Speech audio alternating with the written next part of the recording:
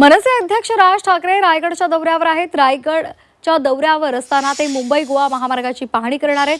महामार्गाच्या दुरवस्थेसंदर्भातली पाहणी करणार आहेत, तिथल्या कामाची पाहणी करणार आहेत आणि त्यामुळे या संदर्भात राज ठाकरे काय बोलणार हे पाहणं महत्त्वाचं आहे। पेणमधल्या पक्ष कार्यालयाचं उद्घाटन सुद्धा राज ठाकरेंच्या हस्ते होणार आहे। राज ठाकरेंचा एक दिवसाचा रायगडचा दौरा, त्यासाठी ते रवाना सुद्धा झालेले आहेत। यावेळी ते मनसेच्या पदाधिकाऱ्यांसोबत आणि कार्यकर्त्यांसोबत संवाद सुद्धा साधणार आहेत।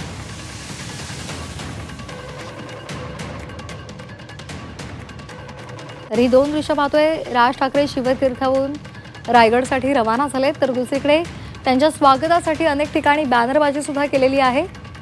मुंबई गोवा महामार्गाचं काम गेल्या अनेक वर्षांपासून रखडलेलं आहे आणि तिथली पाहणी राज ठाकरे करणार आहेत। तिथे दुरावस्था सुद्धा झालेली आहे, अनेक ठिकाणी खड्डे आहेत, त्यामुळे तिथली सुद्धा ते पाहणी करतील आणि प्रशासनाला काय सूचना करतात हे पाहणं गरजेचं आहे।